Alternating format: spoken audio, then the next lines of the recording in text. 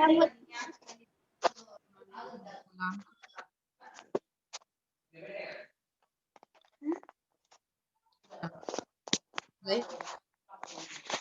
علیکم. وعلیکم السلام. سر ایک 2 منٹس کے لیے ذرا پارٹیسپینٹس کو ویٹ کرنا بولیے سر. فیس بک میں کنیکٹ کر لیتی ہوں. اوکے.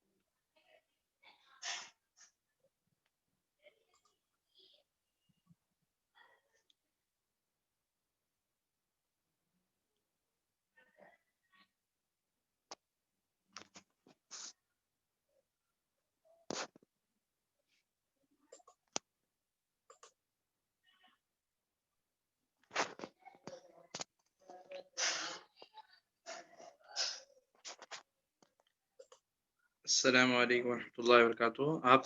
آپ تمام سے ایک درخواست ہے کہ ایک 2 لحظے کے واسطے تھوڑا آپ انتظار کریں.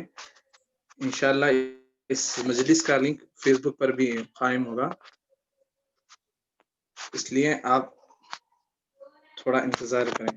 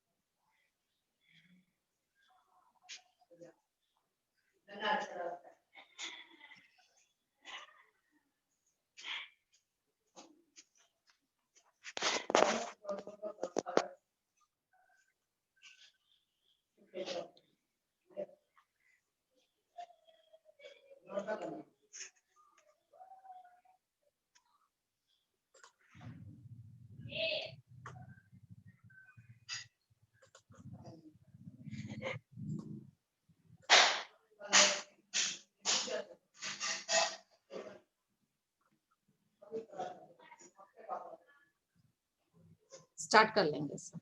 جی.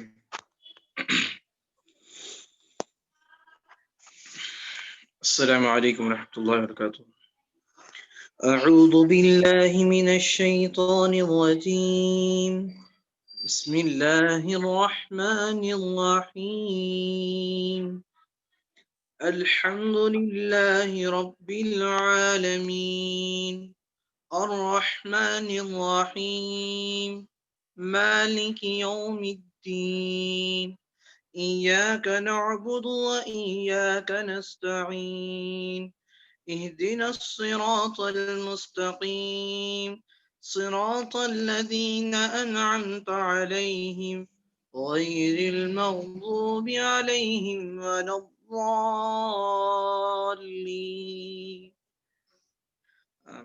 صدق الله العظيم.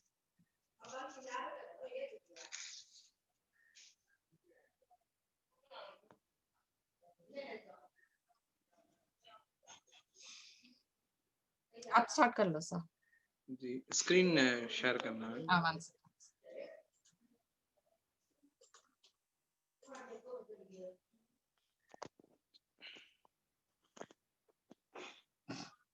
اس سے پہلے ہم دیکھے تھے قرآن پڑھنے کے آداب، یعنی کہ قرآن کی بیت بھی کیسی ہوتی ہے اور قرآن کے آداب، قرآن پڑھتے اس ٹائم میں کیسے ادب سے بیٹھنا بول کے اس کے بارے میں دیکھے تھے. آج حقوق کے بارے میں، پورے ٹوٹل حقوق کیا ہیں، کس کے حقوق ہیں بول کے حقوق کے مطابق دیکھیں گے. تو پہلے اللہ کے حقوق کیا کیا ہیں اس کے مطابق ہے.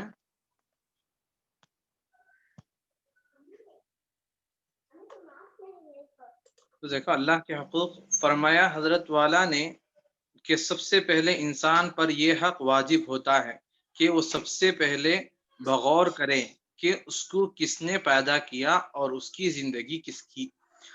زندگی کی ساری ضرورتوں کو کون سی ذات سے پوری کرتی ہے. یعنی کہ ہمیں پہلے انسان پر یہ واجب ہے کہ ہمیں سب سے پہلے یہ غور کرنا کہ ہم کون پیدا کرے اور ہماری زندگی کی ساری ضرورتیں کون پوری کرتا ہے بلکہ یہ پہلے ہمیں اس بات پر پہلے ہمیں غور کرنا اور اس کے بعد ہمیں سوچنا کہ ہمارے اوپر کون سا کیسا اللہ تعالیٰ کو رحم کرتا ہے بلکہ ہم بخوبی معلوم ہوگا. تو ان چیزوں میں غور و فکر کرنے سے اس کو معافرت و خداوندی نصیب ہوگی اور معاشرے کے اندر یہ پہلا درجہ ہے انسانیات کا کہ اپنے خالق و مالک کو پہچانے. تو اس سے ان چیزوں میں غور و فکر کرنا ہے کہ اللہ تعالیٰ کو خداوندی نصیب ہوگی اور معاشرے کے اندر پہلا درجہ یہ انسانیت کا ہے اپنے خالق و مالک کو پہچاننا. اللہ تعالیٰ کیا بول کو ہمیں اللہ کے پہچاننا. فرمایا حضرت والا نے کہ سب سے پہلے بندے کے ذمہ اللہ کا حق ہے جس نے طرح طرح کی نعمتیں پیدا کیے، گمراہی سے نکال کر ہدایت کی طرف لایا اور ہدایت پر عمل کرنے سے طرح طرح کی امید دلائی اور مرنے کے بعد عیش و آرام کا وعدہ فرمایا. تو اللہ تعالیٰ کا ہمیں پہلا اللہ کا حق ادا کرنا. یہ حقوق کا معنی ہے حق کا جمع حقوق ہے. تو پہلے ہمیں اللہ کا حق کیا ہے وہ کو پورا کرنا. اللہ کا حق کیا ہے کو پہلے وہ پورا کرنا. اللہ تعالیٰ کو کیا بولتا ہے امنا کو فرمایا حضرت والا نے سب سے پہلے بندے کے ذمہ اللہ کا حق ہے. اللہ کا پہلا حق کو ماں باپ کا حق ہوندے یا استاد کا حق ہوندے یا اولاد کا حق ہوندے یہ پورا بعد میں. سب سے پہلا حق کس کا ہے؟ اللہ کا حق ہے. ہمیں انسان ہونے کے بعد سب سے پہلا ہمیں کس کا حق ادا کرنا؟ اللہ تعالیٰ کا حق ادا کرنا جس نے طرح طرح کی نعمتیں پیدا کی. اللہ تعالیٰ ہم کو بہت ساری نعمتیں پیدا کیا اور گمراہی سے ہم کو نکال کر ہدایت کی طرف لایا. اللہ چاہتا تو ہم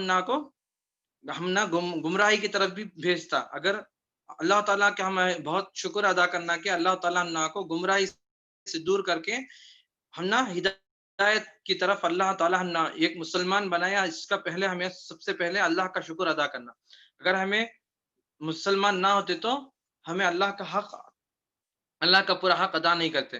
پر عمل کرنے سے طرح طرح کی امید دلائی اور مرنے کے بعد عیش و آرام کا وعدہ فرمایا. اور اللہ تعالیٰ بولتا مرنے کے بعد عیش و آرام کا وعدہ بھی کیا ہے؟ جو اللہ کی امید اللہ کے باتوں کو مان کر اللہ کا جو اللہ تعالیٰ ہمارے پر فرض کیے گئے ہیں ان کے وہ اللہ تعالیٰ کے باتوں کو ہمیں مان کر ہمیں چلیں گے انشاءاللہ تعالیٰ. ہم دنیا کے اندر اللہ کی مرضی سے چلیں گے تو آخرت میں ہماری مرضی سے ہمیں رہیں گے. اگر ہمیں دنیا میں منچاہی زندگی گزارے تو اللہ آخرت میں رب چاہی زندگی گزارنا پڑے گا. تو اللہ تعالیٰ بولتا دنیا میں تمہیں رب چاہی زندگی گزارو. اللہ تعالیٰ کیا حکم دیا ہے کہ اس کے مطابق ہمیں دنیا پر چلیں گے تو ہم آخرت میں ہماری زندگی ہماری اچھی مغفرت ہوں گی. تو یہ پہلے اللہ کا حق ہے. اس کے بعد بندوں پر اللہ کے حقوق. بندوں پر اللہ کی ذات و صفات کے مطابق جو قرآن و احادیث میں امور بیان ہوئے ہیں ان کے مطابق اپنا اعتقادات رکھیں اور عقائد، اعمال اور معاملات اور اخلاق میں جو اللہ کی مرضی کے موافق ہو. پہلے انسان کو تو اللہ کا حق ادا کرنا. اس کے بعد ہے بندوں پر اللہ کا حق. ہمیں اب بندے ہی اللہ کے بندے ہیں تو اللہ کے اوپر ہمیں کیا کیا حق ہے. عقائد پر ہمیں ایمان لانا، اعمال اور معاملات پر یہ کرنا اور اخلاق ہو عمل کریں اور جو امور اللہ کے نزدیک ناپسندیدہ ہے، جو اللہ کو آپ کو پسند شریعت میں آپ کو منع کہیں کو دینا نہ چھوڑ بعد ہے اللہ رضا اور محبت کو سب کی رضا اور محبت پر مقدم رکھیں، اللہ کی رضا کو آپ کو ہمیں ماننا اور آپ کو اس پر خوشی ہونا، اور بغض و حسد صرف اللہ کے لیے ہو، بغض حسد آپ کو صرف اللہ کے واسطے کرنا، اللہ کے اب ہمیں نیک اعمال ہمارے سے کوئی زیادہ کرتا تو اس میں ہمیں حسد کر سکتے ہیں، لیکن مال کے اعتبار سے ہمیں حسد نہیں کرنا، صرف اللہ کے لیے ہمیں حسد کر سکتے ہیں، اللہ کی عبادت کے لیے ہم آپ کو بغض اور حسد کر سکتے ہیں۔ کسی پر احسان کرے تو صرف اللہ کی رضا کے لیے کریں، اگر ہمیں کسی اور کے اوپر ہمیں آپ کو احسان کرتے ہیں یا کسی اور کو ہمیں مدد کرتے ہیں تو صرف آپ کو اللہ کو رضا، اللہ کو آپ کو راضی کرنے کے واسطے ہمیں آپ کو یہ کام کرنا، جس سے آپ کو اللہ تعالیٰ ہم کو ہمارے سے راضی ہوں گا، اللہ تعالیٰ ہمارے سے راضی ہوں گے، بلکہ یہ پہلے آپ کو ہمیں یہ امید سے آپ کو ہمیں کسی کے اوپر احسان کرنا، یہ احسان جتانا بھی نہیں، اگر احسان جتا ہے تو اس کا ہمیں بدلہ نہیں ملے گا، اگر ہمیں کسی اور کو مدد کرے یا کسی اور کوئی اور کو تکلیف میں تھا ان کو ہمیں مدد کرے تو وہ صرف اللہ کی رضامندی کے لیے کرنا، اس کا بدلہ ہمیں کیا ملے گا؟ آخرت میں ملے گا، بلکہ ہمیں سچے دل سے ہمیں آپ کو یہ خیال رکھنا۔ اور اس کے بعد ہے پیغمبروں کے حقوق، اللہ تعالیٰ اس کے بعد بولتے ہیں پیغمبر کے کیا کیا حقوق ہیں، ہمیں ماں باپ کے حقوق ہے، جیسا اللہ کا حق تھا اب آپ کو بندوں پر آپ کو اللہ کا حق کیا ہے گھر کو، اور اس کے بعد ہے پیغمبروں کے حقوق، پیغمبر پر ہمیں کیا کیا حق پیغمبر کے پر یہ کر سکتے ہیں۔ اصلاحی معاشرے کے سلسلے میں دیکھو، اصلاحی معاشرے کے سلسلے میں حضرت حاذق الامت نے رحمۃ اللہ علیہ نے وہی طریقہ اختیار کیا جو طریقہ آپ کے شیخ حضرت شاہ مسیح الامت کا تھا، تو اور شاہ صاحب کے طریقوں میں وہی رنگ ہے جو رنگ حضرت مولانا تھانوی رحمۃ اللہ علیہ کی تعلیم میں تھا، چنانچہ حضرت تھانوی نے لکھا ہے کہ حقوق کے متعلق یہ کتاب قاضی ثناء اللہ پانی پتی نے لکھی ہے، یعنی کہ یہ کتاب کو پورے حق کے بارے میں، پورے حقوق کے بارے میں آپ کو ایک متعلق کتاب ہے، وہ آپ کو قاضی ثناء اللہ صاحب کو وہ کتاب لکھیں گے تھے، ان کا نام، وہ کتاب کا نام کو حقیقت الاسلام بلکہ وہ کتاب کا نام ہے۔ اس کتاب کا خلاصہ حضرت تھانوی رحمۃ اللہ علیہ نے حقوق الاسلام کے نام سے لکھا ہے۔ حضرت حاذق الامت نے اسی مسلک کو آگے بڑھا کر اس کے معاشرہ کا نام دے دیا ہے، اور اس پر کافی زور دیتے رہے تھے کہ یہی حضرت والا کا تعلیم آپ کے سامنے پیش کی جائے۔ حضرت والا نے فرمایا کرتے تھے کہ اللہ کے حقوق کی پہچان کے بعد یہ چیز لازم ہو جاتی ہے جن مقدس حضرات کا ذریعہ اللہ تعالیٰ کا تعارف ہوا اور قربت ہوئی، تو سب سے پہلے کیا بولتے ہیں کہ اللہ جب انسان کو اللہ کا حقوق پہچان لیتے تو اس کے بعد یہ آپ کو لازم یہ ہے کہ پیغمبروں کے حقوق کیا کیا ہیں، بلکہ ان کو وہ بھی آپ کو ہمیں جاننا کو انسان پر حق ہے کہ ان کا پاکیزہ و نفس کو بھی عقیدت و احترام سے دیکھے اور ان کی عظمت و تسلیم کرے، اور ہستیات کے ان انبیاء اکرام علیہ السلام ہیں، اور یہ بات بھی ذہن و معدود وہ دماغ میں رکھنے کی انبیاء کے اکرام کے ساتھ ملائکہ وحی آتے تھے اور خدا کا پیغام پہنچاتے تھے، اسی طرح ہمارا نفع اور نقصان کا امور کی اطلاع ملی اور حقیقی اصلاح و فلاحی کا راز کھلا، اور دوسری بات یہ ہے کہ انسانوں کے کاموں کے لیے بھی اللہ تعالیٰ کے فرشتوں کو مقرر کیا ہے، تو اللہ تعالیٰ کو کیا بولتے ہیں، ہر ایک کام آپ کو فرشتوں کے واسطے بھی مقرر کریں، جیسے آپ کو ہم ایک کام مقرر کریں ویسا آپ کو فرشتوں کے واسطے بھی ایک کام مقرر کر دیے ہیں، تو ہمیں اس بات پر بھی ہم کو یہ کرنا کہ ہمارے پر کیا کیا آپ کو مقرر کریں، تو پہلے اللہ کا حق بھی پہچاننا، اور اس کے بعد پیغمبروں کے حقوق کیا کہیں وہ بھی پہچاننا، اور اس کے بعد ہے فرشتوں کے حقوق، فرشتے کون سی چیز سے فرشتوں کو تکلیف ہوتی، بلکہ اس کے بعد ہے تو فرشتوں کے بارے میں دیکھیں گے انشاءاللہ، تو دیکھو فرشتے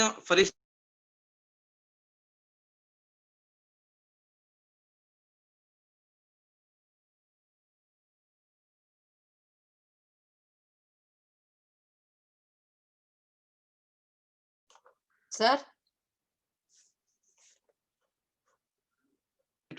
हो गए जी। अनम्यूट। जब फरिश्तों जी बस समझ में आया। फरिश्तों के भी कुछ हुकूक हैं, फरिश्ते भी आपको कुछ हुकूक हैं, तो पहले आपको उनके वजूद का इक़्तिदार रखें। अल्लाह ताला को फरिश्तों को किससे पैदा किया? नूर से, अपनी नूर से पैदा किया, और उन्होंने को फरिश्ते आपको गुनाहों से पाक हैं, ये पहले हमें आपको समझना। पहले आपको हमारे दिल में हमें आपको ये लाना कि फरिश्ते पूरे गुनाहों से पाक हैं। जब उनका नाम आए, किसी भी फरिश्ते का नाम आए, तो अलैहिस्सलाम कहना, और मस्जिद के अंदर खा पी कर जाने से, मस्जिद में रिह खारिज करने से फरिश्तों को तकलीफ होती है। मतलब हमें पेट भरकर खाकर जाने से, रिह का खारिज होने से आपको फरिश्तों को आपको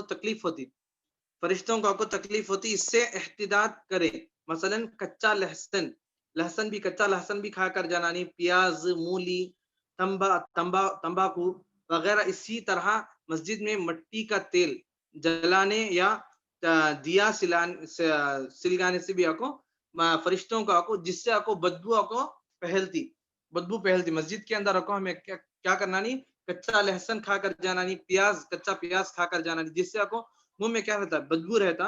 उसके वास्ते कच्चा लहसुन, प्याज, मूली ऐसी चीजें आपको खाकर नहीं जाना। अगर खाए तो उससे पहले हमें उसको एक खुशबूदार चीज को खाकर मस्जिद को जा सकते हैं। लेकिन कच्चे चीज से, लहसुन से, प्याज से, ऐसी चीज से जाए तो हमें मस्जिद में जाकर कलाम पढ़ेंगे, कुरान नमाज पढ़ेंगे, तो जिससे आपको हमारे मुंह से क्या आएंगी, बदबू आएंगी। क्या कच्चा प्याज खाए तो कैसी बात आती है, वैसी बात आएंगी।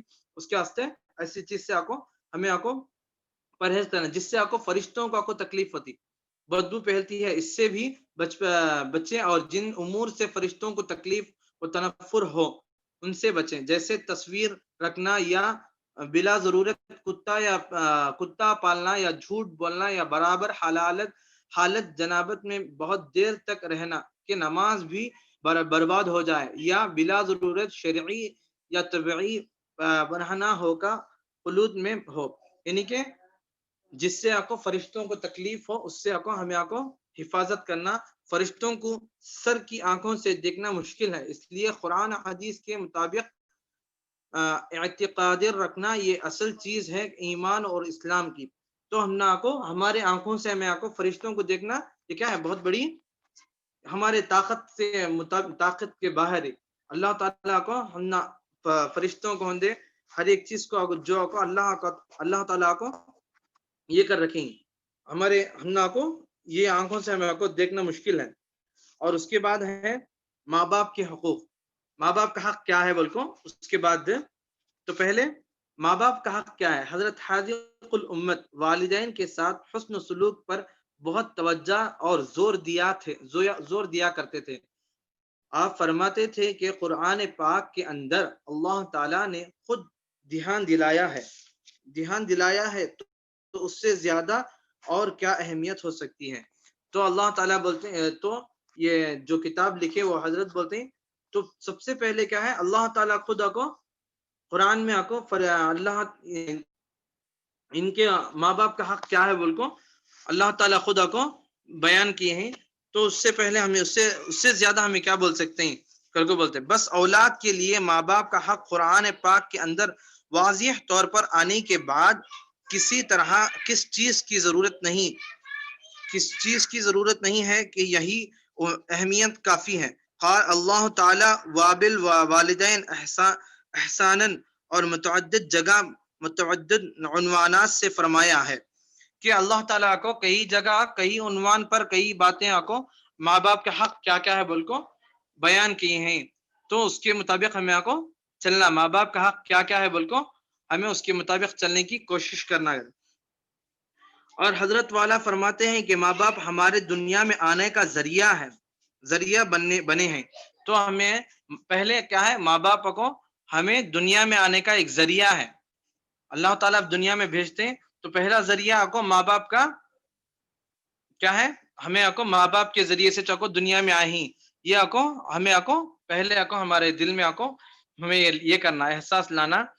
और दुनिया की नेमतें जो आज हम इस्तेमाल कर रहे हैं, ये सब हमारे माँ बाप ही की बरकत है। तो अल्लाह ताला بولتے ہیں اس سے آکو ہمارے ماں باپ کی طرف سے چاکو ہمیں آکو ماں باپ کی برکت سے آکو ہمیں آکو دنیا کے اندر آکو بہت ساری چیزیں استعمال کرتے ہیں، اس لیے کہ ان کی تعظیم اور اکرام ضروری ہے۔ اس کی ترتیب یہ ہے کہ ماں باپ کو تکلیف نہ پہنچائے، اگرچہ ان کی طرف سے کوئی زیادتی ہو، چاہے ماں باپ کی طرف سے کوئی زیادتی بھی ہو، ماں باپ ہمارے پر ظلم زبردستی بھی کریں، لیکن ہمیں ہمارے ماں باپ کو اف تک بھی نہیں کہنا، زبان سے بدتمیزی نہ کریں، پلٹ کر جواب نہ دیں۔ ہمارے ماں باپ کو ہمیں کیا کرنا نہیں، پلٹ کر جواب دینا نہیں، اور زبان سے بدتمیزی نہ کریں، بحث نہ کریں، سوال و جواب نہ کریں، اور کسی طریقے سے ان کی بے ادبی نہ ہو۔ یعنی کہ ہمارے ماں باپ کو ہمیں کیا کرنا نہیں، زبان سے بدتمیزی سے بات نہیں کرنا، اور ہمارے جب ماں باپ ہم آپ کو نصیحت کرتے یا ہم ماں باپ کو کوئی بات کا حکم دیتے ایسا نہیں کرنا بولے تو ہمیں ان کو پھلٹا کو جواب نہیں دینا اور بحث نہیں کرنا، میں یہ کریں گا بول کو ہمارے ماں باپ سے بحث نہیں کرنا۔ جو ہمارے ماں باپ ہم کو بات کو انکار کرتے یہ کام نہیں کرنا بولے تو ہمیں وہ کام نہیں کرنا۔ ہمارے ماں باپ کا جب بات مانیں گے تو انشاءاللہ تعالی ہم کو ہماری آخرت بھی سنور جائیں گے اور دنیا بھی سنور جائیں گے۔ سوال جواب نہ کریں اور کسی طریقے سے ان کی بے ادبی نہ ہو۔ شریعت کے معاملے میں اور جو چیزیں نفع بخش ہوں ان میں ان کا کہنا ماننا چاہیے۔ جیسے شریعہ اعتبار سے ہم کیا کہیں کہ اور ان کو مال کی ضرورت ہو تو مال سے ان کی خدمت کریں، اور اگرچہ وہ دونوں کافر ہو، چاہے وہ دونوں کافر بھی ہو، چاہے ان کو مال کی ضرورت ہو، کون سی بھی اعتبار سے ہو، ہمیں ان کی خدمت کرنا اور ان کا حق کیا ہے وہ پوری طرح سے ادا کرنا۔ یہ ہمارے ماں باپ دنیا میں رہنے تک، اگر کسی کے ماں یا باپ کوئی اس دنیا سے چل بسے ہیں تو ان کا حق ہمیں کیسے ادا کرنا، کیونکہ دنیا کے اندر رہنے تک ہمیں ماں باپ کا حق ادا کر سکتے ہیں، ماں باپ کا پیر دبا سکتے ہیں، ماں باپ کی خدمت کر سکتے ہیں، ماں باپ کو پانی، یا ماں باپ جب تک ہمیں اس دنیا میں رہیں گے، ہمارے ماں باپ دنیا میں تب تک رہیں گے تب تک ان کی ہمیں خدمت کر سکتے ہیں۔ کس کے ماں باپ کس کے ماں باپ کو انتقال ہو گئی، ان کا حق ہمیں کیسا ادا کرنا، اگر ماں باپ کے انتقال ہو جانے پر ان کا حق کیسا ادا کریں۔ حضرت حاذق الامت فرمایا کرتے تھے کہ دیکھیے اگر ماں باپ کا انتقال ہو جائے تو ان کی اطاعت کیسے شمار ہوگی۔ اگر آدمی زندگی میں نافرمانی کرتا رہے اور ماں باپ کی خدمت کا موقع نہیں مل سکا، اب کیا کرنا چاہیے؟ اگر ہمارے ماں باپ دنیا میں رہنے تک ہمیں ان کی خدمت نہیں کرے، ان کا حق ہمیں ادا نہیں کرے، ہمارے سے دنیا سے چھوڑ کر ان چلے گئے، تو اس کے بعد ہمیں ان کا حق کیسا ادا کرنا اس کے بعد کیسا ادا کرنا بولتے ہیں۔ تو حضرت فرمایا کرتے تھے کہ حضرت تھانوی رحمۃ اللہ علیہ نے اپنی کتاب حقوق الاسلام کے اندر لکھا ہے، ماں باپ کے انتقال ہو جانے پر اس کی صورت میں ہی مواخذہ سے بچ سکتا ہے کہ ان کے لیے دعائے مغفرت اور دعائے رحمت کرتا رہے۔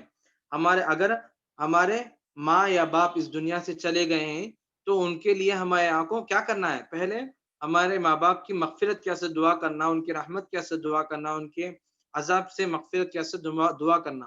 نفل نماز پڑھ کر ان کے لیے ثواب پہنچائیں، نفل نمازی پڑھ کر ان کے لیے ثواب پہنچا سکتے ہیں، قرآن پڑھ کر ان کو ثواب پہنچا سکتے ہیں، صدقات ان کے نام سے کریں، اور صدقات بھی ان کے نام سے کرنا، اور ان کو ثواب پہنچائے۔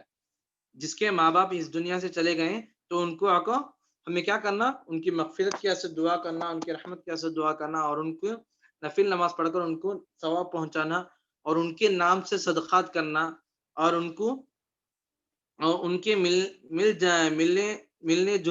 جلنے والوں کے ساتھ جانی و مالی موقع خدمت کریں۔ یعنی کہ ہمارے ماں اور باپ جو بھی ہیں، ماں اور باپ کے رشتہ دار ہیں یا ان کے فرینڈس ہیں، ان کے جان پہچان کے آدمی ہیں، تو ان کے ساتھ بھی ہمیں اچھی خدمت کرنا اور ان کے اچھے اخلاق سے پیش آئے، ان کے ساتھ اچھے اخلاق سے پیش آنا، ان کے ذمہ جو قرضہ ہو اس کو ادا کریں، ان کے قبر کی زیارت کریں.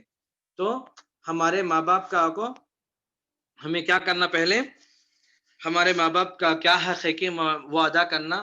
اگر ہمارے ماں باپ کے دوست ہیں یا کوئی رشتہ دار ہیں ان کے ساتھ بھی ہمیں اچھے اخلاق سے پیش آنا. اور جو ہمارے ماں باپ کو دنیا میں قرض تھا ان کا، تو ہمیں وہ قرض ادا کرنے کی کوشش کرنا اور ان کی خبر کی زیارت کرنا، زیادہ تر ان کی خبر کی زیارت کرنے کی کوشش کرنا. اللہ تعالیٰ مجھے اور آپ کو جو کچھ سنے اس پر عمل کرنے کی توفیق عطا فرمائے. اللہ تعالیٰ ہم تمام کو سب کے حق ادا کرنے کی توفیق عطا فرمائے. آمین وآخر دعوانا الحمدللہ رب العالمین.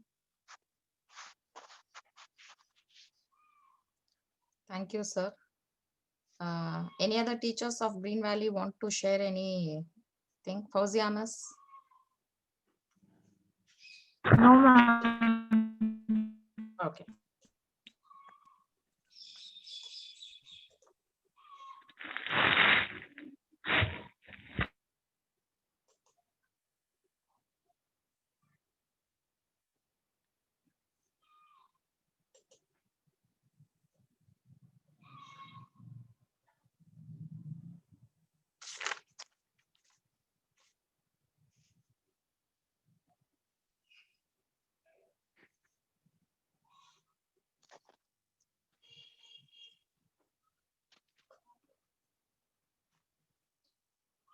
Okay. Assalamu alaikum wa rahmatullahi wa barakatuhu.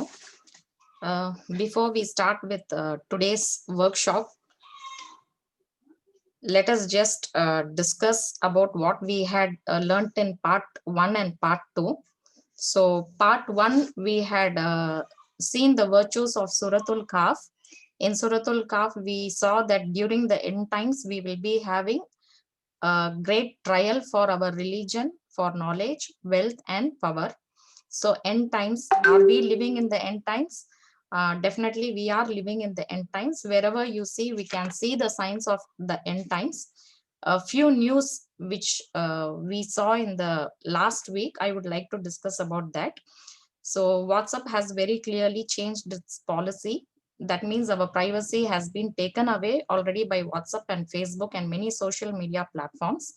Next, the schools are to be reopened for 10th and 12th standard students, and vaccines are almost ready.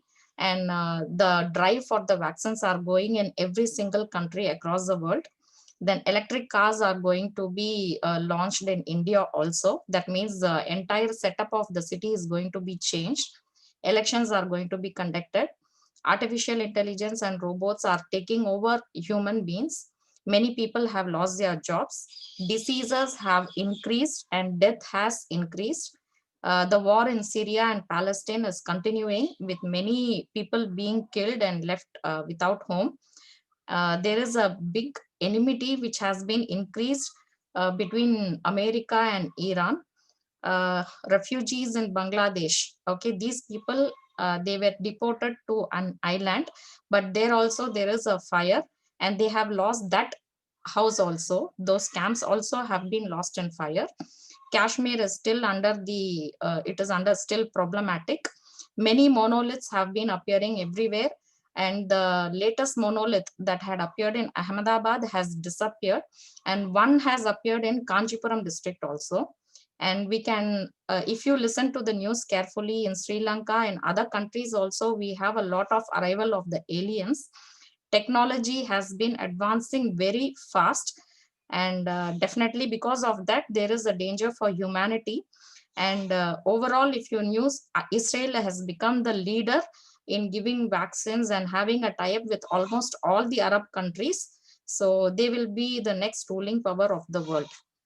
And then what we have to do during the end times, paper currency will be taken away very soon, maybe in 5 to 6 years. So it is better that you use less currencies and you invest more in gold and silver.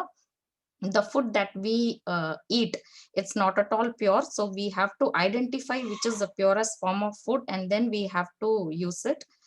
There is a difference between knowledge and wisdom. What we learn in school, college, and university is only knowledge, but we have to be wise enough.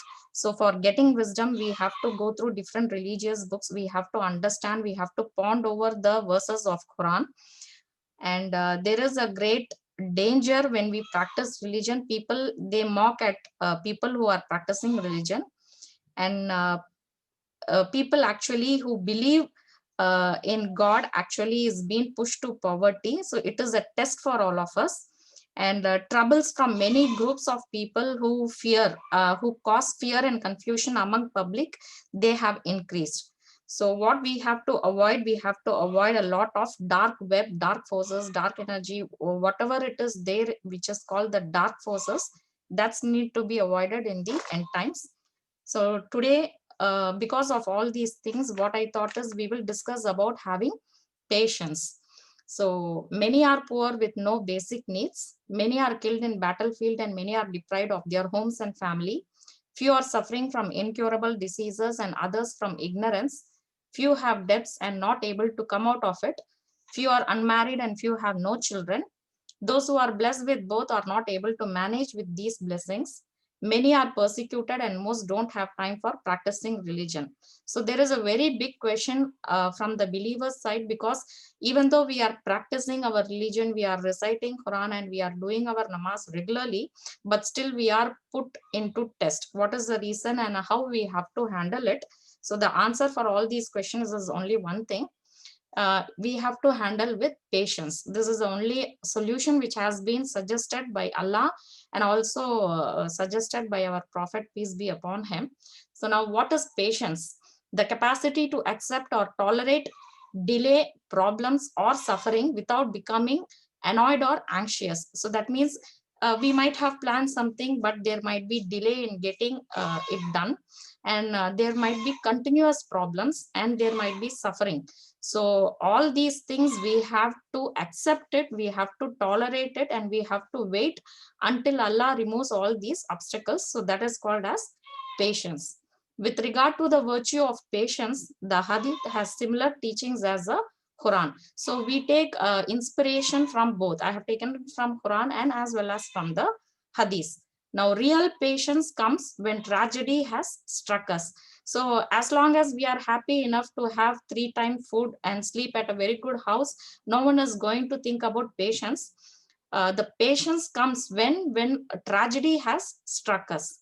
Whoever is patient and endures, Allah will forgive him or her of their sins.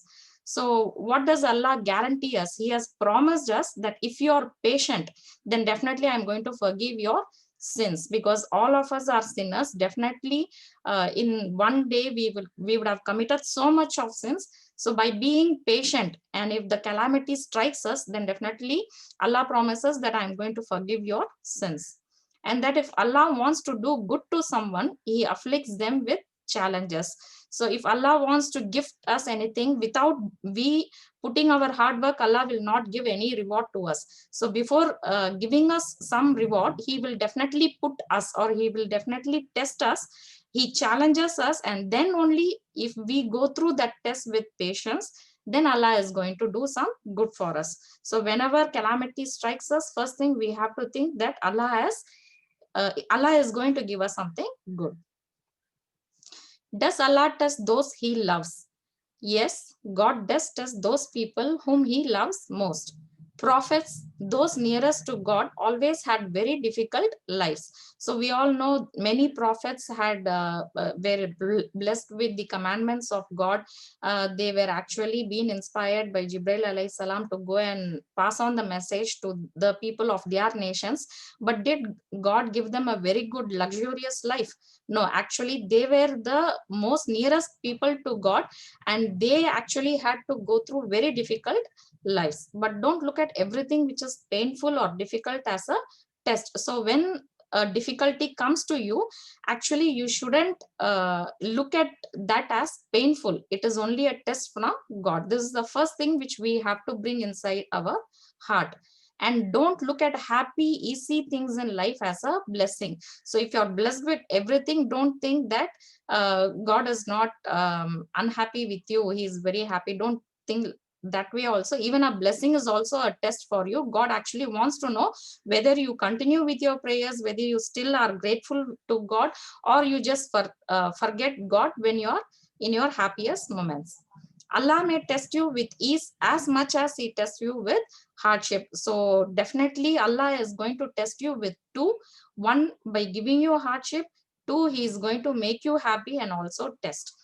Be patient and think of how God intends to bless you through your hardship. And in that way, even the most difficult situation can be a gift from God if you have the right attitude. So here, attitude matters most. If you are patient and if you think how God is going to bless you through the hardship, in that way, the most difficult situation can be a gift from God. But instead, if you think, why God is always troubling me, why is God always giving me these kind of hardship, my neighbor or my friend is living happily wherein I am always getting the trouble. If you think it that way, then your trouble will get doubled. So when troubles come to you, think it is a gift from God, because God loves you very much. The Quran says, have patience then, as had the steadfast messengers before you. So this world contains so many millions of people inside it. If you look at the story of every single people, definitely everyone will be facing problems. So here Allah has inspired us that even the messengers had problems. So why you also will have problems? The only solution for that is to have patience and to have faith in God. Keep patience, just like the prophets. So how the messengers of God had patience, same way we also should have patience. One of the teachings of the prophet talks about a believer, a person of deep faith in God, relying on patience. He makes patience or sabr his divine shield. So what is going to protect you? It is only your patience that is going to protect you from all kind of dangers. So that means what? You should have a deep faith in God. So next, the prophets, those nearest to God, always had very difficult lives. If you read about the lives of all of God's prophet, whether it is Adam alayhi salam or Noah alayhi salam or Ibrahim alayhi salam or Musa alayhi salam, all these so many prophets, 1,24,000 prophets mentioned that in the Quran, or we have around 25 prophets who have been mentioned in Quran. All these prophets did not have a very happy life. So first thing we should understand that. That is why God has mentioned about their lives. Otherwise, he would have made it very simple with only guidelines for our life. You will find that they all went through very difficult hardships. It is one of God's consistent and universal laws that when God loves someone, he will test him or her with trials in this world. So what is here, what it means is, it is a universal law. What is that law? When God loves someone, definitely he is going to test him. So when we study at school, definitely if we are going to be a rank holder, of we are going to score 100 out of 100, how does a teacher test that students? There are around 25 to 30 students in a classroom, and the same lesson is being taught for all these 30 students. How does a teacher assess those students, the understanding level, how much he has memorized? So definitely we are going to test. Only by testing, people will understand how deep faith he is having in God. So this is how, this is what it says, that God has a universal law that when he loves someone, then definitely he is going to test him or her. Now God says, do people think that on their mere claiming we have attained to faith, they will be left to themselves and will not be put to test? Now there is no big deal in telling, yes, I have accepted Islam, I am doing my 5 times namaz, I am reciting the Quran, I am doing sadaqah, I am fasting. No, God will try to test us by putting to a test. That is, theory part is over, but practically God will give us some kind of problem to test how much faith you are having in God. So that is a practical test which we undergo. A claim of belief has to be tested. So when you say, yes, I accept Islam, so that claim will definitely be tested by God.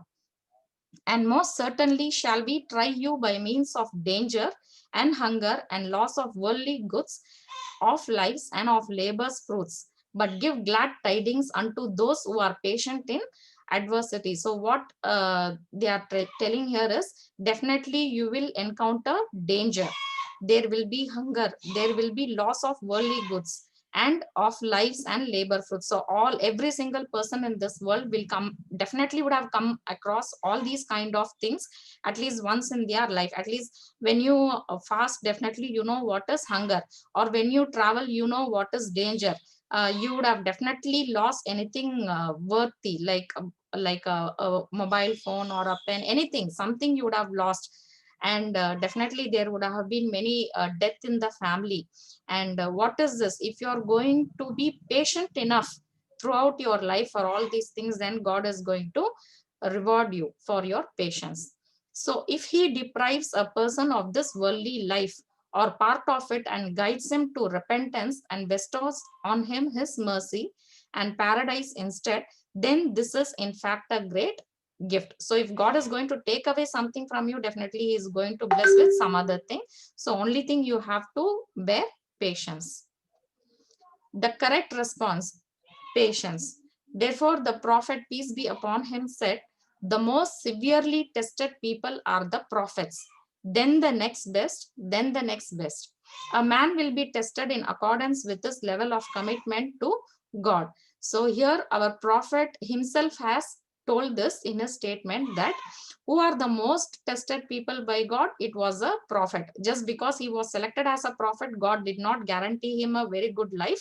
He was tested the most. So who are the next people to be tested? Who is the best people? Those best people will be tested by God. So according to the level of the commitment to the God, the test will be there. So how deep faith you are having, that many problems definitely you will be facing in your life.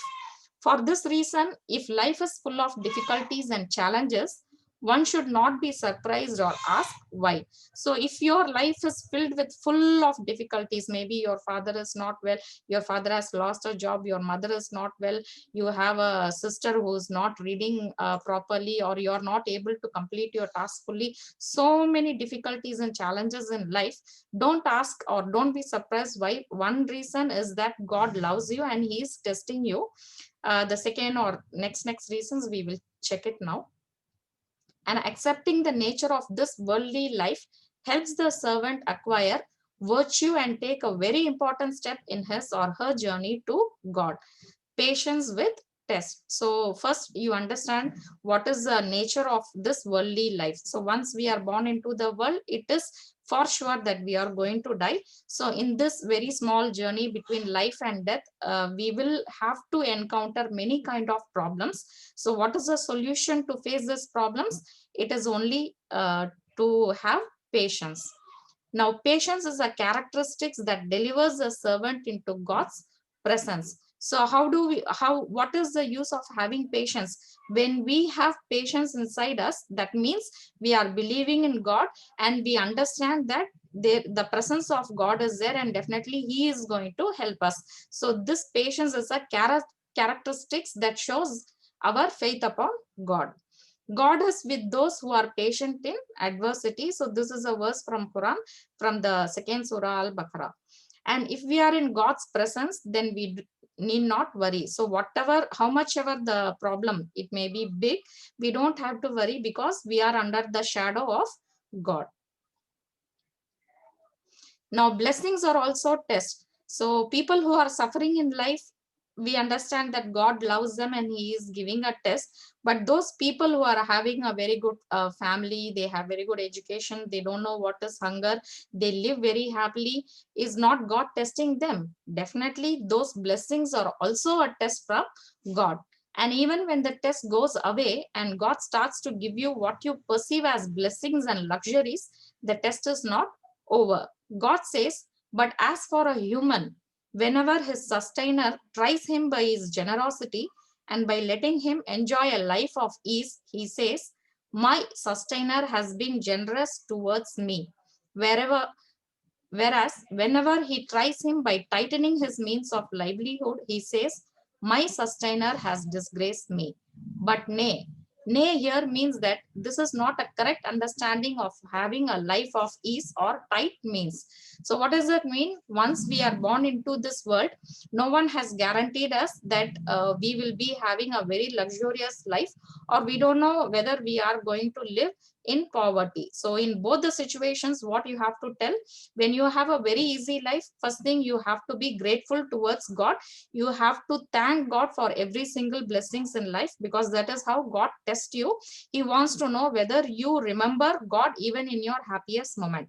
Second thing, what God is telling, if you are in poverty, if I am going to tighten your livelihood, I want to check whether you are calling out for help towards me. So instead of telling, or instead of blaming others, or instead of blaming God, he is just checking whether you are still calling out God for help. Here God says that when he tries us by tightening our means of livelihood, this does not mean that he is disgracing us. So just because God put someone into poverty, it doesn't mean that he is disgracing. He is only trying to make that person understand that God is there. By calling out God, definitely he will be blessed. And when he tries us by letting us enjoy a life of ease for a while, this is not necessarily good. When God takes, he gives back. So this is how we judge. If God deprives us and we lose some of our wealth, opportunity, health, or family, but at the same time he opens the doors of understanding, then this is not deprivation. So definitely many of us would have fallen sick. So during sick time, we would have lost our job, we would have lost our money, and there would have been some kind of opportunity that was awaiting, but because of that, we would have, because of our ill health, we would have lost that opportunity, or God would have taken away our wealth, or maybe one of the family member would have died. So why does God take away all these things? Only because he wants to opens the door of understanding. If we don't lose anything, then we are not going to understand anything. So when something goes away, tell that God has blessed, God is going to bless you with some other thing, and this is the greatest blessing, it is wisdom. In this case, the trial is a gift. So here the trial is also a gift. God might take comfort or a dear one from me, but gives me the ability to understand, a spiritual feeling or closeness to him. So obviously when we fall sick, when we are not able to move from our bed itself, the only work we have is to think about God. So that is how we get closer. In our normal times, we actually are very busy with our work, and we sometimes don't actually offer prayers on time, or we actually forget to count the blessings which is given from God, wherein when we fall sick, then definitely we are going to become close to God. Thus my loss becomes actually a gift. So here, even if you lose something, it is going to be a gift. Blessings don't always come as luxury and comfort. For example, so what we think is blessings means we should have a car, we should have a bed, we should have a fridge, washing machine. No, it is not connected with luxury and comfort. Even understanding, opening up of the heart, the spiritual feeling is also a blessing which is given from God. For example, a person might earn a large amount of money but isn't thankful to God. So he is having lakhs and lakhs of money, but he is not being grateful to God. This might continue, and he might waste his money in evil ways. So this kind of money which is earned, it might be wasted in evil ways because he is not thankful to God. Then God may even give this person more wealth and opportunities to return to him. So what is the trial? What is the test he is going to give? He is going to give him more and more wealth, and he is going to give him more and more opportunities until that person returns to God. God says, then when they had forgotten all that they had been told to take to heart, we threw open to them the gates of all good things, until even as they were rejoicing in what they had been granted, we suddenly took them to task, and lo, they were broken in spirit. So everything they had, all good things were given, but finally what happened? They were broken in spirit. Now seek gratitude to Allah for all your tests. If God does not open the doors of providence for you, or does not grant you a request, he is calling upon you to understand. So we all make prayers and we all make dua, whatever we need, we ask from God, but do all our duas get immediately done? No, actually, there are few things which is not been granted by God. Why does he keep in pending? Because he wants us to understand few things. Reflect upon the wisdom and good meaning behind this giving, and be cautious about the trial it might involve. The prophet, peace be upon him, said, "How wonderful is the affair of the believer, for his affairs are all good." And this applies to no one but the believer. If something good happens to him, he is thankful for it, and that is good for him. If something bad happens to him, he bears it with patience, and that is good for him. So what is our prophet told to us? He has told something good happens to us, immediately we have to thank Allah, because if we are in good situation, if we don't thank, then whatever we have earned is going to be waste for us. So it is better that we thank Allah for whatever we good happens to us, and it is good for us. And something bad happens to us, then what we have to do? We have to bear it with patience, and that is also good for us to bear with patience. If we are thankful to God for the good things that happen, this is good for us. And if we are patient when bad things happen to us, this is also good for us. And God always chooses what is best for people. So every single story of every single creature on this in this universe is already written in the big book. So if you want that to be changed, then you can ask God by making prayers. So here I am going to talk about prayers and also about calamities. So prayers may be answered immediately and may be answered later. The prophet, peace be upon him, is reported to have said, "A servant will be rewarded on the day of judgment for supplications to God, even the ones that have not been answered.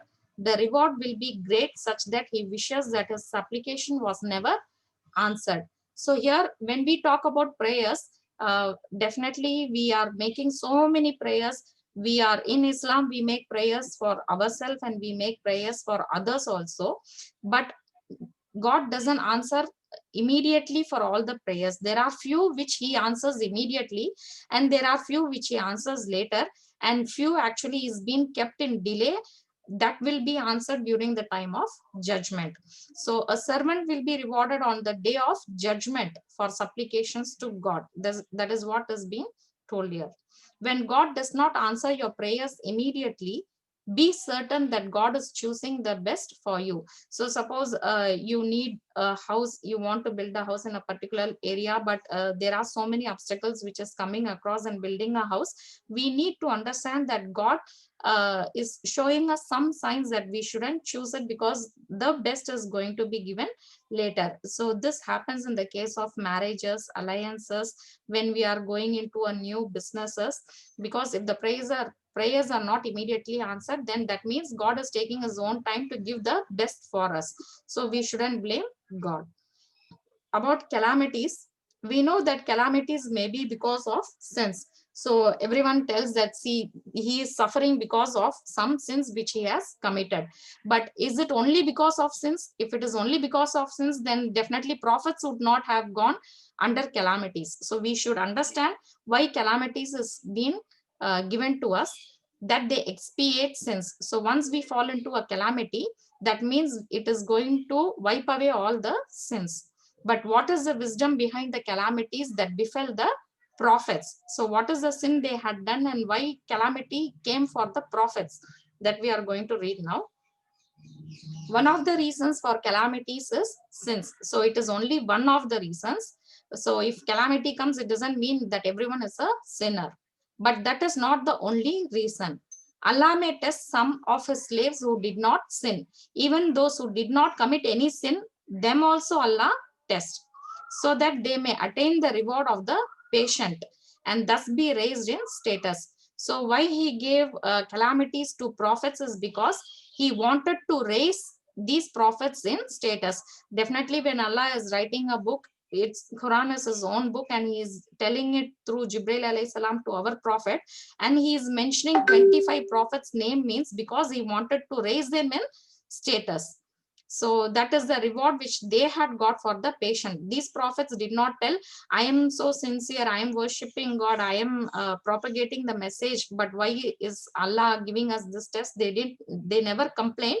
They underwent all these difficulties with patience. Allah may also test some children who have no sin. So we can find newborn babies. There are 1 year, 2-year-old children also who are going so many kind of tests who have not committed sin. So definitely calamity doesn't mean that only if you have committed any sin, it will come to you. It is only a reward it is a test from Allah in order to reward for your patience and also to raise you in status. So here there is a great wisdom behind calamities, including the following. So the first one, to attain true submission and servitude to Allah, the Lord of the worlds. So once a calamity comes, then only you realize that you are no great power. You don't have much power. You are just a human being. The maximum you can do is only very limited. So that time what happens? You truly submit yourself to Allah. So it is a point of realization for any human being. Second, trials prepare the believers to prevail on earth. So now people understand that even in the world where we live, definitely it is put to trial. It is not going to be permanent for us. Definitely we have a life hereafter. Now, expiation of sins. So when we are tested, then all the sins we have committed since our birth is going to be wiped away. Attainment of reward and a rise in status. So definitely when calamity comes, we have to understand that Allah is going to reward us in future and he is going to rise us in status. Calamities provide an opportunity to think about one's faults and shortcomings and past mistakes. So definitely when calamities comes, we have to understand that we have committed some kind of mistake. What we have to do, we have to think about what is the fault we have done and what is the shortcomings and how we have to rectify it. Because if it is a punishment, then what was the sin? So as I told you, calamity is not only because of the sin. If it is because of the sin, then we have to understand that this is a punishment from God and what is the mistake I have done and how I have to rectify that mistake. Now, calamity is a lesson in Tawheed, faith and trust in Allah. So when we get a calamity, then what we understand that there is only one supreme power and our faith increases in Allah once we recover. Calamities drive out self-admiration from our hearts and bring them closer to Allah. So in our very busy schedule, in this materialistic world, we are not going to think much about Allah. But what happens when there is a calamity? What happens? We have self-admiration from our hearts, and this is going to get closer to Allah. To demonstrate the true nature of people, for there are people whose virtue is unknown until calamity strikes. So definitely this situation everyone would have faced during lockdown. When lockdown came, we actually know who will help who. So to understand the nature of other people, God will definitely give us calamities so that we understand how the other people react when in times of trouble or when we have problems. Calamities strengthens people's resolve. So right from our birth, once we were going to school, college, office, work, marriages, so many things, at every single situation, we would have got many problems. But if we look back into those problems, we understand that we have faced those problems and we have crossed everything, and we strengthen ourselves by determining that whatever problems comes in future also we are ready to face it. So it is only going to strengthen us. Another reason behind calamities and hardship is that a person becomes able to distinguish between true friends and friends who only have their own interest at heart. So this is a very important point. Only when trouble comes, you will know who is a real person, who was your well-wisher and was actually moving close with you, but they were not true from the bottom of the heart. So for this reason also, God gives calamities only to make you understand, because no one is going to come and tell he is good, he is bad. You have your own judgment, you have your own opinion. Only in times of trouble you will know who is going to move away from you and who is going to stay with you. Calamities remind you of your sins so that you can repent from them. So when a calamity comes, that time what do? You remind what sins you have committed. Calamities show you the true nature of this world and its transience, and that it is temporary conveniences, and shows us that true life is that which is beyond this world, in a life in which there is no sickness or exhaustion. So this is promised by Allah that we have Jannat if we are going to follow all the guidelines which is told by Allah. So here, by having a calamity, we understand that this world which we lived in is only temporary, and all the luxuries inside the world is not going to be permanent. So this calamity shows us the true nature of this world. Calamities remind you of the great blessings of good health and ease, and this is a longing for paradise. So the next is a few examples of the prophets. The most severely tested of the people are the prophets. So good people are put to test by Allah. It doesn't mean that only sinners are being tested. Even the prophets had the severe test from Allah. The most severely tested of the people are the prophets. So in this book, it's been stated, I said, O messenger of Allah, which of the people are more sorely tested? He said, the prophets. Then after the prophets who are tested, the next best and the next best. A man will be tested in accordance with his level of religious commitment. So how much deep faith is having, how much eagerly he is practicing the religion, if he is a good person, definitely he will be put to test, because Allah wants to reward that person. If his religious commitment is strong, he will be tested more severely. And if his religious commitment is weak, he will be tested in accordance with his religious commitment. So the more your belief, the more your commitment, definitely you are going to be tested more severely. So hereby what our prophet is telling, don't give up hope. It is only because Allah wants to give you more and more rewards, because the more exams we conduct, the more rank we provide, the more mark we provide, the more appreciation we give for the student when he scores more. Calamity will keep befalling a person until he walks on the earth with no sin on him. So even if you have not committed any sin, then also calamity will come to you. Now, prophets who underwent test.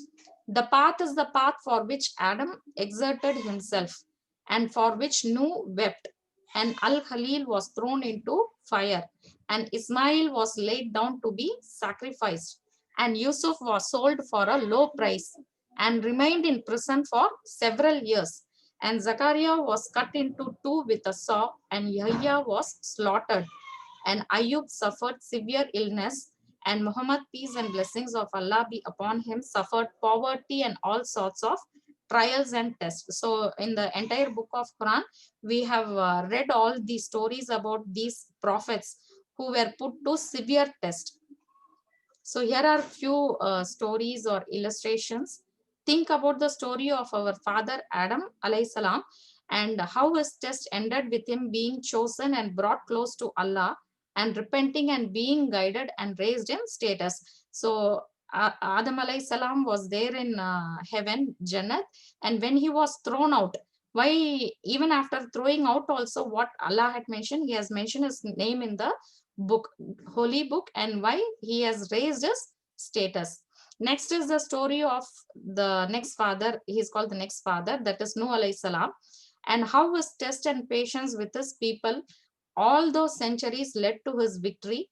And when the people of earth were drowned in answer to his prayer, and mankind after that were all descended from his offspring, and Allah made him the fifth of five, namely the messengers of strong will, who are the best of messengers. So what happened during Nuh alayhi salam time, when he had taken only the believers in his ship, that is the Noah's ark, we tell, all the others actually got drowned in the flood. So the siblings or the offsprings were only from Nuh alayhi salam. So that is how Allah blessed him, and he was actually telling the message to so many people for so many centuries. So look at his patience.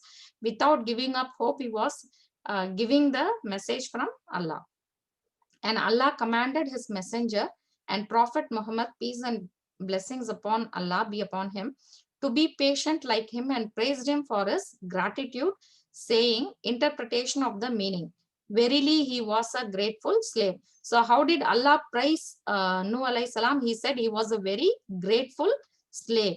And he described him as being perfect in patience and gratitude. So Allah is appreciating someone in his book. That means he is appreciating that he was very perfect in patience. He is appreciating Nuh alayhi salam. So how much ever difficulty he had undergone, but how did Allah bless him? He himself praises and he has raised his status. And think about the story of a third father, Ibrahim alayhi salam, the imam of the monotheist. So monotheist is the persons who pray one God, and sheikh of the prophets, the pillar of the world, and the close friend of the Lord of the worlds among the sons of Adam. See how so many difficulties Ibrahim alayhi salam had to undergo, but how Allah is praising him. He is telling he is the imam of the monotheist. He is the sheikh of the prophets. He is the pillar of the world. So such a price, such a rise in the status he is giving. And what is the highest rise in the status? He is a close friend of the Lord of the worlds. Think about what his trials and patience and his offering himself to Allah led to. Think how his offering himself to Allah and supporting his religion led to Allah taking him as a close friend, that is Khalil, for himself. And Allah multiplied his descendants. So did he stop only by appreciating him? No, he actually multiplies the offsprings or the descendants of Ibrahim alayhi salam, and he blesses them and increase them until they fill the world. So there were so many lineage that follow Ibrahim alayhi salam, and he caused prophethood and holy books to be limited to his progeny thereafter. So all the holy book, all the prophethood was only given to the descendants of our Ibrahim alayhi salam. And he brought forth from them Muhammad, peace and blessings of Allah be upon him, and commanded him to follow the path of his father Ibrahim alayhi salam. So this is the honor which Allah has given for these prophets after putting to hardship.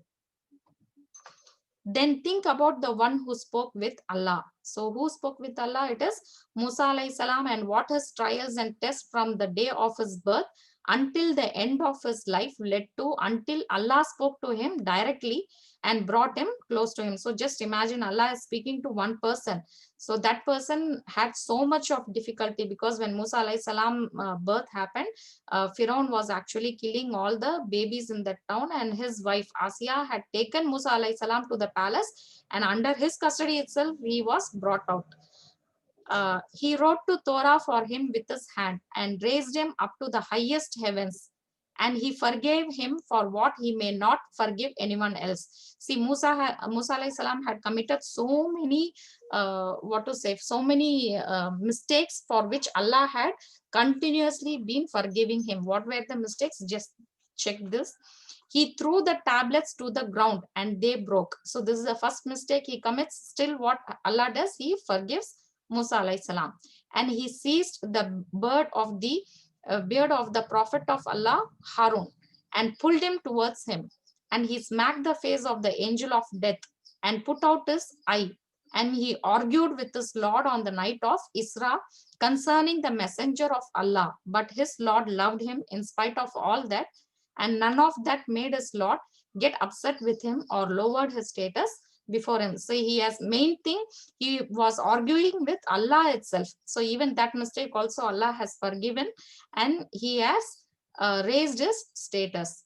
Rather, he is close to Allah. Were it not for the great trials and calamities that he had already gone through for the sake of Allah, and the immense hardships that he had suffered with Firaun and his people, then with the children of Israel, and the harm they caused him and the patience with which he bore it, he could not have achieved all that. Now next is about, think about the Messiah. This is Isa alayhi salam, and his patience in dealing with his people, his forbearance for the sake of Allah, and how much he had to put up with until Allah raised him up and cleansed him of those who disbelieved and brought vengeance upon his enemies, scattering them throughout the earth. and taking away their kingdom and their pride until the end of the time. So many difficulties all these prophets have undergone. With regard to the wisdom behind the calamities that befell the prophets, Ibn al-Qayyim said in Badai al-Fawaid, just as Allah protects the prophets and takes care of them, so too he tests them as he wills with the Kafir's persecution of them. So what happened during all the prophets' time? In Suratul Kahf also, what we check about the companions of the cave, when they tell that there is one single God, they believe in one God, immediately the king, there were so many persons were trying to persecute those believers. So how does Allah take care of these people? He tests and also he saves them from the kafirs, so that they may attain a level where they deserve his honor in full. So Allah wants to honor those persons. That is why he is giving difficulty to that person, so that those who come after them of their nations and successors will be consoled if they are persecuted by the people. They will see what happened to the messengers and prophets. So they will be patient and content and will follow their example. So God didn't tell that the life is guaranteed. There are so many people who had been persecuted by kafirs because they actually sacrifice their life for that religion. So why he is doing that? Because they become an example for the other persons who come after them, so that they will follow and they get inspired. Even sacrificing your life for sake of Allah is also a reward from Allah, so that the kuffar may get carried away in their sins. So if we have committed any kind of sins, that also gets carried away, and thus will deserve the punishment that is prepared for them in this world and in the hereafter. So Allah will destroy them because of their enmity and aggression, and the earth will be cleansed of them. So all the kafirs will be removed away, just like cleansing happens. These are some of the reasons why Allah tested his prophets and messengers with the persecution of their people. Now great wisdom is his, and from him come perfect blessings. There is no God but him, and no Lord besides him. And when you come to the story of prophet, peace and blessings of Allah be upon him, and think about his experience with his people and his patience for the sake of Allah, how he put up with things that no other prophet before him had had to bear, facing all kinds of situations, safety and fear, richness and poverty, security and stability in his own homeland, then moving away and leaving it for the sake of Allah, the killing of his loved ones and friends before his eyes, the Kafi's persecution of him in word and deed, using magic, lies, and fabrications against him. But despite all that, he was patient in obeying the command of Allah and calling people to Allah. So we know the life history of our prophet. He had to move from Makkah to Medina. All his loved ones were killed. So he lost so many friends before his eyes. The Kafi's persecution of him. So this happened. They used magic against him. They told lies about him. They fabricated against him. But instead of all these things, what did he do? He was very patient in obeying the command of Allah and calling people to Allah. No prophet was persecuted in the way that he was persecuted or went through what he went through for the sake of Allah, and no prophet was rewarded as he was rewarded. For Allah raised high his fame, joined his name to his. So when we say kalima, definitely we have our name of our prophet also. That kind of status he had given for our prophet and made him the leader of all mankind. So other prophets were given for only one particular nation. So Musa alayhi salam was given only for the Jews. Isa alayhi salam was given only for the Christians. But our prophet, he made him the leader for all the mankind. He made him the closest of creation to him and the greatest in status before him, and the one whose intercession is always accepted. So this is a very great reward which is given by Allah to our prophet. Thus these trials and calamities were in fact an honor for him, by means of which Allah increased him in honor and virtue and granted him the highest status. And this is the case with hers after him. Each one will have his share of trials and tests, which will help him to attain perfection according to his following of the Prophet, and Allah knows best. So thus I have completed that session about having patience in life. Now these are few things which we can troubleshoot by ourselves. So troubleshooting problems in life. First, we all know that we are having so many problems, but there are few questions which we have to ask ourselves. One, are we doing our prayers on time? If yes, then we are doing it properly and with faith. So doing prayer is okay, doing on time is also okay, but are we doing it with faith, complete faith, without any disturbance, without getting distracted with worldly matters? That we have to find out. If no, then practice doing prayers regularly and on time. So Allah has promised us that we have to do our prayers. If we are not doing and if we are expecting reward, then that is not possible, first thing.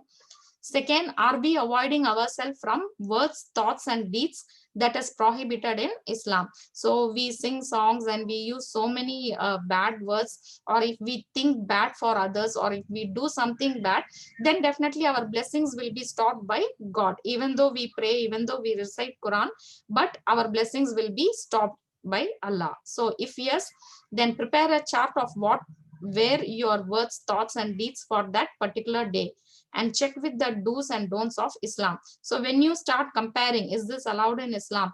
Did I use a bad word? Did I think badly? If it is not, agreed in Islam, then we have to take away, we have to stop using it. Thereby we get a chance of correcting ourselves. If no, then we need to avoid using bad words, thinking bad and doing bad. So all these things we have to avoid. Slowly only it's possible. Immediately overnight changing and all, it's not possible for any human being. But if you take one step, then definitely Allah will take 2 steps. So ask forgiveness from Allah and don't repeat the same mistake. Next, we have to identify, are we eating proper and pure food? So there are several food items that are prohibited in Islam. The purest form of food is not available these days. We may purify it by using the name of Allah before we eat. Those food which we are not aware of its ingredients. So during our travel time, we don't know what all is being mixed in the food, and we don't know what the ingredients are. We don't know whether it is halal or haram. So in those cases, we may use the name of Allah before we eat, and we ask his protection from the kind of food we eat, because the food that we eat actually matters a lot for our brain, for the words which we use, for the acts which we do. So we have to be very careful while eating food. Are we properly or modestly dressed? There are millions of jinns that are around us, which is not visible to our eyes. So scientifically, many scientists have said that there are so many things which are living in different dimensions. If you take dimensions, there are more than 11 dimensions. There are 26 dimensions according to string theory. So there are different creatures which are living among us, which is not visible to our eyes. They keep watching us from different dimensions. These dark forces or energy may make us fall sick and drain our energy if we don't take the divine shield. So if you're not going to pray, if you're not going to make wuzu, what happens? All your energy will take it away from you, thereby making you sick. So if you get a very severe headache, if you have memory loss, if you feel that you are feeling tired, what happens? Immediately go and do wuzu, because when you do wuzu, it is a divine shield that protects you from these kind of dark forces or dark energy, which is not visible to your eyes, but they are definitely constantly watching you. Are we doing charity regularly? So calling out for Allah and doing charity decreases the force of calamity. So first thing, you have to think that it is a blessing. Second thing, you have to undergo those hardship with patience. And third thing, immediately do some kind of charity so that the calamity goes away. So being in a state of wuzu is a very powerful way of shielding yourself from dark forces and in times of calamity. So something strikes you, immediately go and do wuzu, then you do charity, you call upon Allah. So with this, I end this week's workshop. Recite Suratul Kahf on every Friday so that the end time fitnas goes away. Thank you. Like, sir? جی بولیے میم. ہاں ختم کر لیں. سمجھا نہیں میم. ہاں دعا کرنا. ہاں سر. جی اچھا.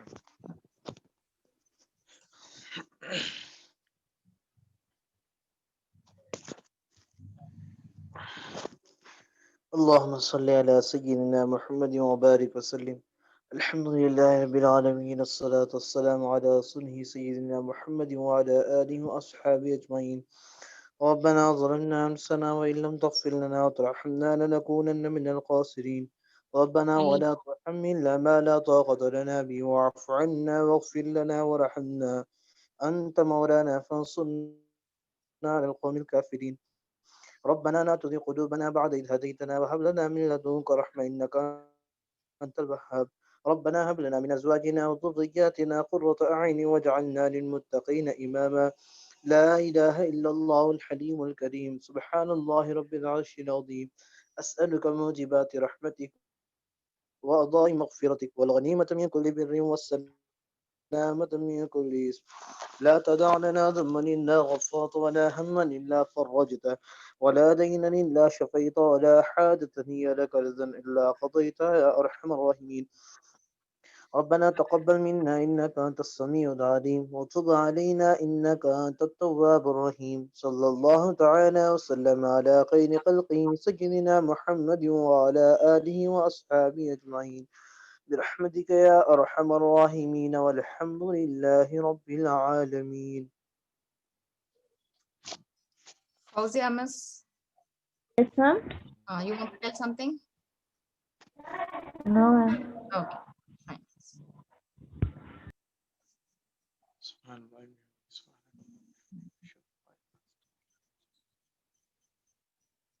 Okay. Thank you all for joining. Assalamu alaikum. السلام. Walaikum assalam. Okay.